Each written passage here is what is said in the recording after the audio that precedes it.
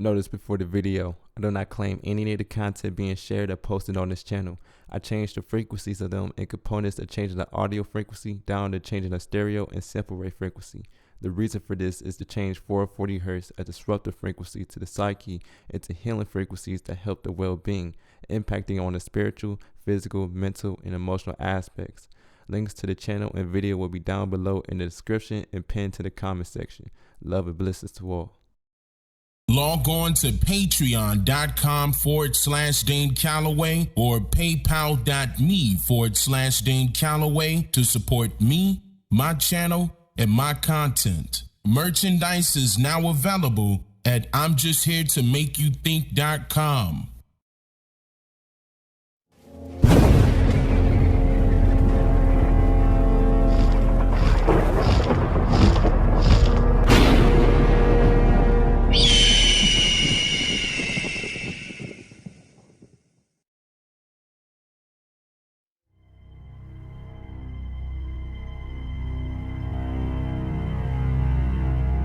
You may write me down in history with your bitter, twisted lies. You may trod me in the very dirt, but still like dust, I'll arise.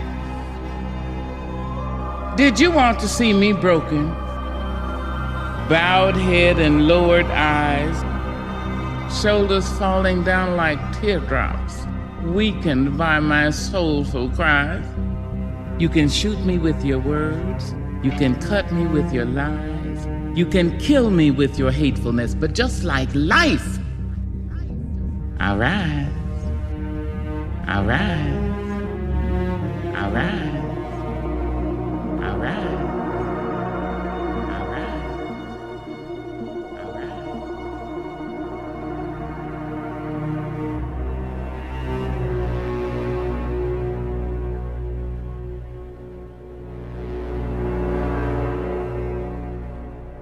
Now the record companies is like stifling us, brother. They trying to make it to whereas rap music is gonna be just propaganda. They telling you what to say. They telling you everything we got now. All that stuff we were saying before was cool because they didn't think nobody was listening. But now they know they listening. They stifling all that. You can't say what you want. You can't do what you want. You can't wear what you want. It's like, you know what I'm saying? They straight censoring us. So it's about to be about some street stuff. It's about to be about us.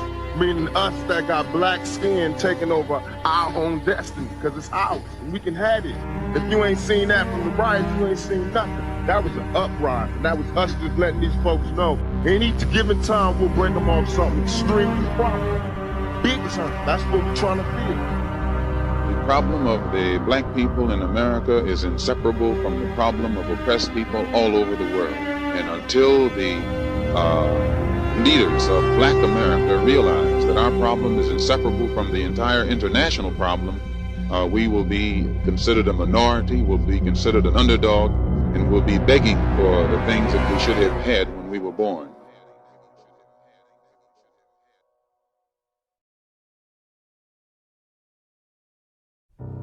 In today's society of America, many people are undergoing a benevolent process of changes in their life by decontaminating the poisonous traditional forms of indoctrination and overcoming the complexity of its burdensome physical and psychological, nearly permanent effects. By unlearning, or rather deprogramming, the information taught throughout compulsory educational institutions of yesterday and today. Whereas a fact is literally based on the one-directional formatted belief of an individual's opinion, which may seem harmless to those who are satisfied with taking someone else's word for it, versus finding it out on their own through the process of diligent researching. By undergoing this process, an individual will soon discover that there is an actual difference between a fact and truth, and that most popular things that we were all taught in these compulsory educational institutions or by word of mouth that are considered to be a fact were never true. And with this new light form of discovery comes a positive change. And with this positive change comes an energetic realization of the actual truth. which adamantly reveals these multiple malicious hidden agendas surrounding what we call history, various forms of science, and even down to the English language, just to name a few. And speaking of just that, it is essential to recognize and master the understanding of the English language, because it can hold a person mentally captive merely by the misunderstanding of a word's definition, especially when it pertains to law, education, or even social science. There is a big reason why when a person recalls or names each letter of a word, that gesture or process is called spelling. The underlining word in this sense would obviously be spell, which could carry a variety of different essential meanings within itself. The majority of people would recall the most popular definition of spell, which pertains to writing or naming the letters of a word correctly, while on the other hand, the not so popular or rather uncommonly used definition of spell pertains to words that has magical powers, to say the least, but usually in a negative sense, because what you do is mentally and physically out of your control. What I mean by that is your thoughts and actions, or rather your reality, is completely dictated and heavily influenced by the spell of the words you speak. Literally. This is why you would hear the saying, be careful what you wish for, because a person can play that same spelling trick of the English language amongst themselves inadvertently. We find this type of trick, uncommonly known as the Mandela effect, in the thinking that a particular word means one thing, and yet truthfully it would dangerously mean another, regardless of a person's opinion. The word minority is a very good example of that, and it also details why the so-called African Americans are labeled as the minority group here in America. For example, the Webster's Dictionary defines the word minority as a, quote, group that is the smaller part of a larger group, in which this definition could serve as the means as to why most political figures, news reporters, or even bigoted individuals, etc., for labeling the so-called African Americans as the minority group. In this case, the word minority relates to a particular population size, marking the so-called African Americans, or rather the indigenous American Indians in this sense, as being the least amount of people who makes up the United States population. And the spell, or rather the trick of this side of the minority definition, is that the so-called Black Americans would just simply take someone's word for it and let it slide without any backlash. See, no one challenges the reported numbers of the US population by race. In fact, they will say things like, I mean, why waste time doing that anyway? They can't be off by a significant amount, right? I mean, come on. They are the government, for Christ's sake. Why would they have a reason to lie about something so inadequate? My answer to that would be, that's just like deeming the statement, men lie, women lie, but numbers don't lie, as a fact. Whereas the information behind the creation of those numbers literally derived from men or women. So if they lie, then so can numbers, right?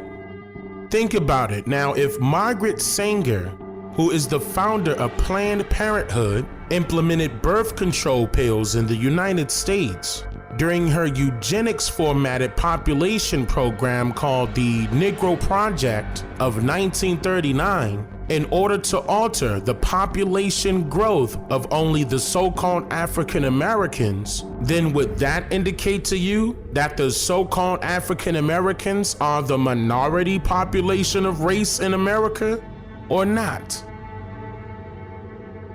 Now let's take things a step further and look closer into the word minority. At a time where the Homestead Acts of 1862, 1866, and 1909 were implemented into what was known as, quote, the laws of the lands, as a means to forcefully, fraudulently allot lands of America or Turtle Island, originally owned and occupied by our indigenous ancestors, to those newly incoming pale-faced foreigners immigrating from parts of North, West, and especially South Africa, like Europe for example, to America by the millions according to the 1790 US Census and beyond.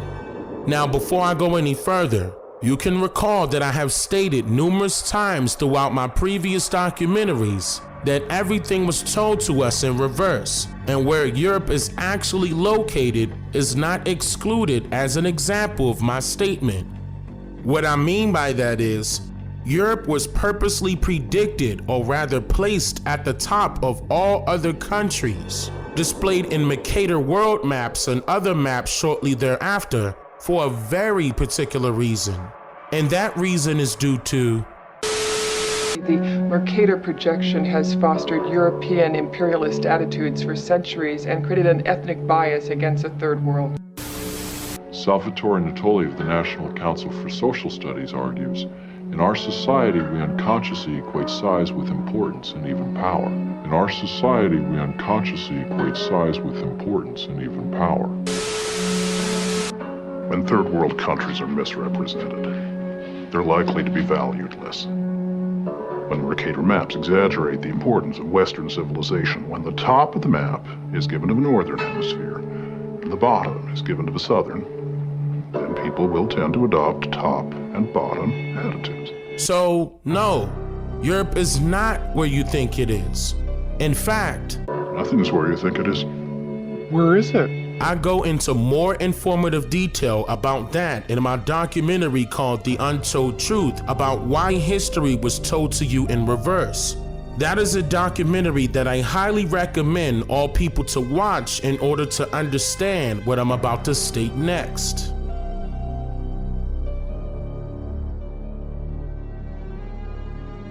Now let's go back in time a little to the years of 1913 and 1936, at a time when land acts were adopted into law in South Africa. Now what's very important to note here is that these laws are very identical to the Homestead Acts in America that I mentioned earlier.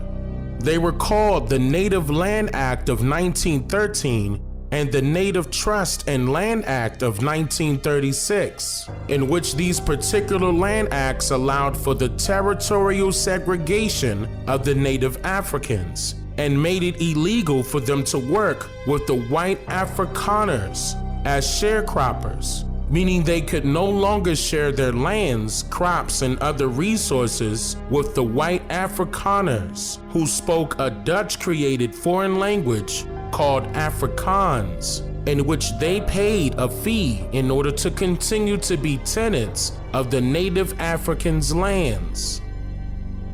Through the passing of these land acts, along with several others shortly thereafter, it allowed for more than 80% of these already inhabited lands to be cleared of native Africans and sold at a very cheap rate to white Afrikaners only.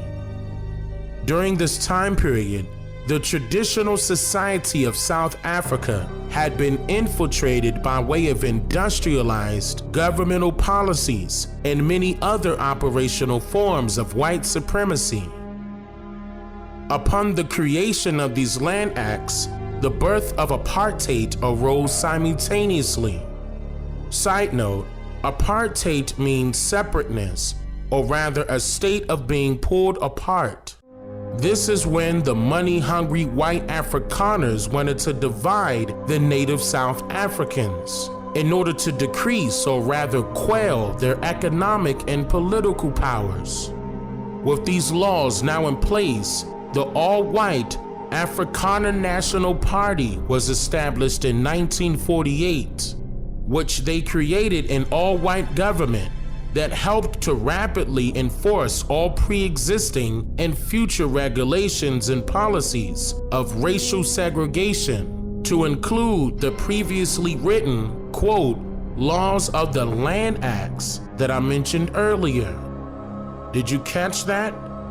Listen closely. Once the non-white South Africans, or the native Africans, were forced off of their own lands and removed out of their own homes and placed on reserves, similar to today's Indian reservations or plantations, or what we know now as the public housing areas found in North America's ghettos, for example, the non-white South Africans were also forced to work industrialized jobs in order to single-handedly build up South Africa into a capitalist society.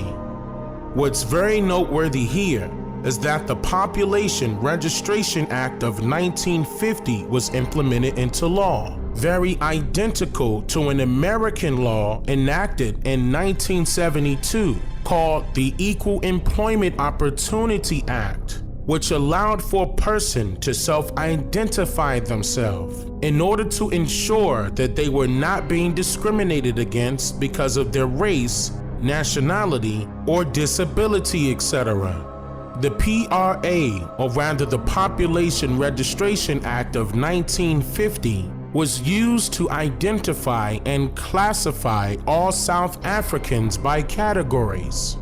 These categories were Bantu for the native South Africans, Colored for the mixed South Africans, and the Afrikaners were classified as white, while a fourth category was added for the East Indians and Pakistanis, labeling them as Asian. This method of fraudulent misclassification and land robbery by way of these land acts and laws only assisted and ensured that the white Afrikaners received the most fertile lands available in their region through government parental rights or ownership of set majorities by way of treaty rights or constitutions and other trickery, which in turn allowed for the sale of the already owned and occupied lands of the native South Africans to be handed over and or sold to their white oppressors. Also, these Afrikaners captured the mindsets of the native South Africans by the creation and cultivation of a false ideology that forcefully implemented laws through religious societies, also known today as the viral establishment of the institution of the church, which lawfully granted the husband or the eldest man of a family as the head of the household by law systematically. This methodology segued into the creation of laws that recognized ownership through the male of the household only. Furthermore, by then removing the head or the male from within the home by way of war, jail, or death, the government was able to acquire the lawful rights to the quote, abandoned lands under the color of law. Does any of this sound familiar yet? Allow me to repeat this again. The great majority of the native Africans were living on their lands and decided to share some of it to farm with newly incoming white Afrikaners of Dutch descent, which in turn made them sharecroppers. However, these land acts removed these natives to reserves and forced them into industrial servant laboring positions for the white Afrikaners, or rather known today as slavery. Unfortunately, this form of deceptive methodology had been implemented along with several other occurrences in multiple locations since the start of this so-called Mandela effect, and it is the true aftermath or outcome of being a minority.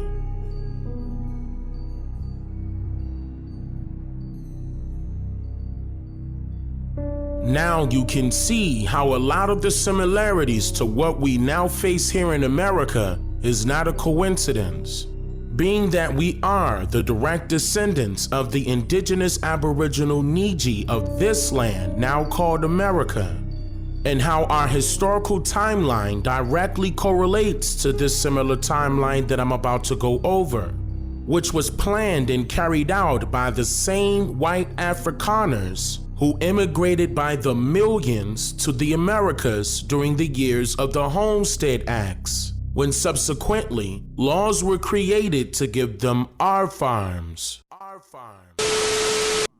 At the very same time that America refused to give the Negro any land, through an act of Congress, our government was giving away millions of acres of land in the West and the Midwest, which meant that it was willing to undergird its white peasants from Europe with an economic floor, which meant that it was willing to undergird its white peasants from Europe with an economic floor.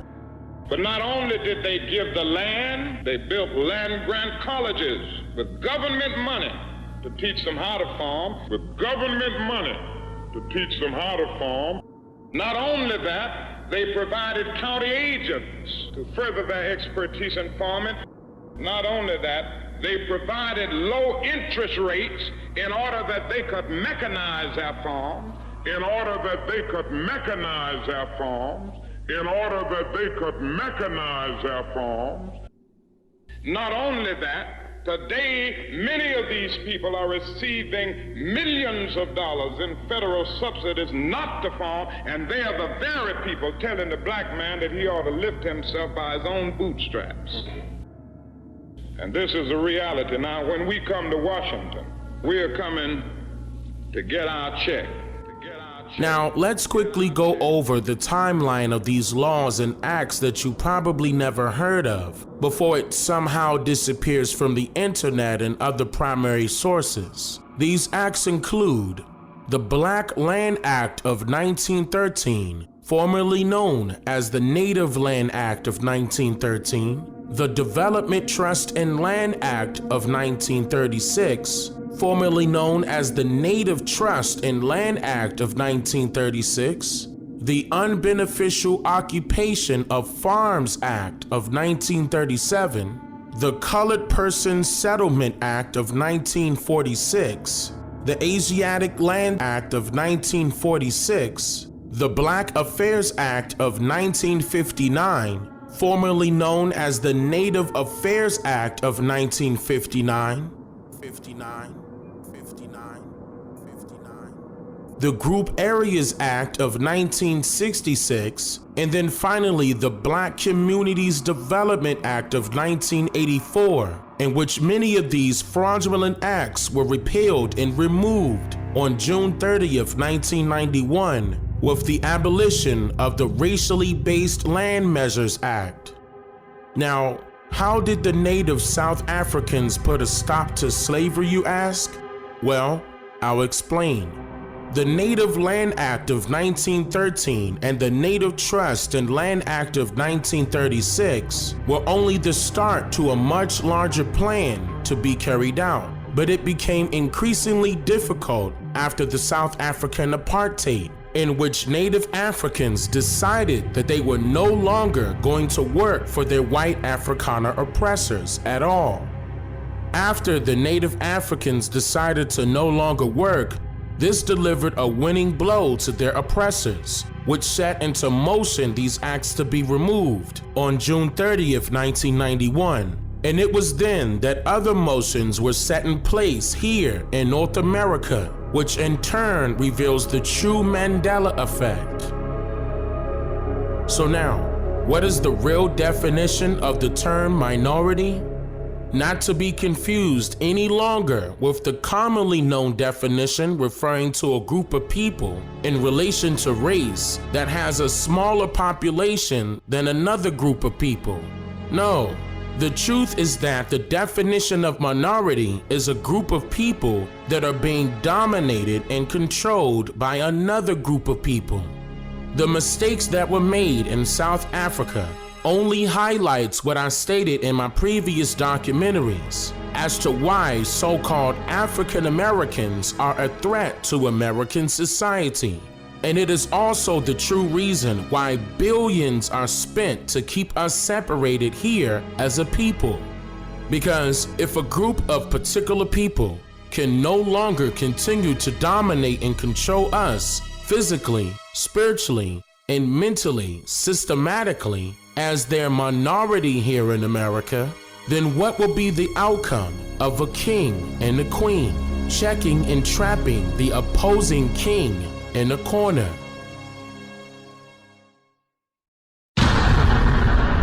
I'm just here to make you think.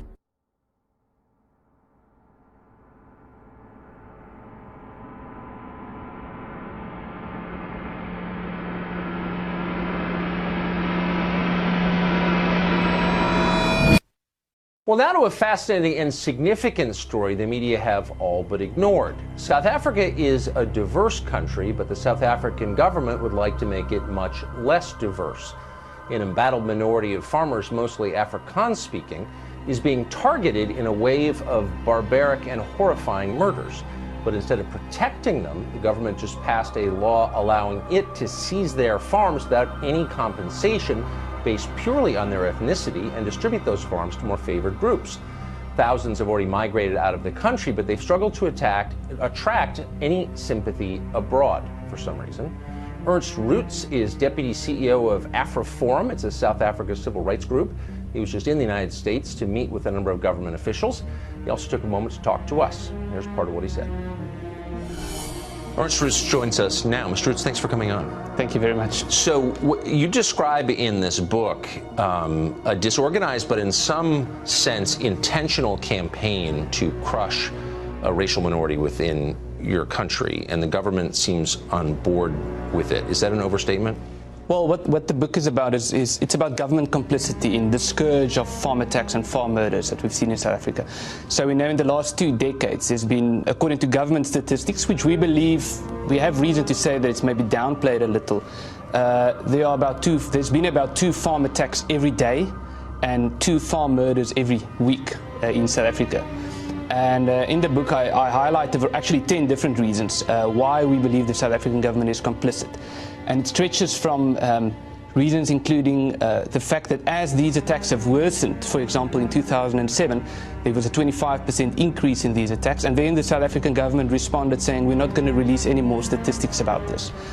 Then also, which is very concerning, is the hate speech in South Africa. So we have, that's the title of the book as well, Kill the Boer, which is a very popular song, which is still being sung in South Africa. It was sung just the other day. So it's sung at political rallies, and of course Boer referring to a particular cultural group in South Africa. Right. We have songs like Shoot the Boer, which is a different song.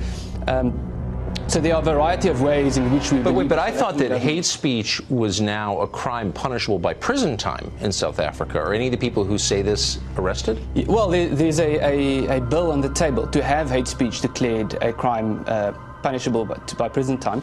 But if you look at the motivation around this, it's very clear that I think those in government who are pushing this don't regard this as hate speech. As a matter of fact, they've been arguing that it's not hate speech in courts. So they would argue that they have a right to sing about killing farmers, and then they would say it's an expression of freedom of speech. So now the government has announced that it plans to pursue a policy of taking land away from people on the basis of their skin color. Do you think they'll do that?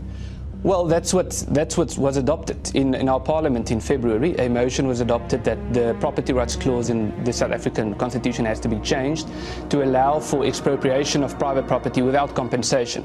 So the state president, Cyril Ramaphosa, said that this would turn South Africa into the ultimate paradise and the Garden of Eden.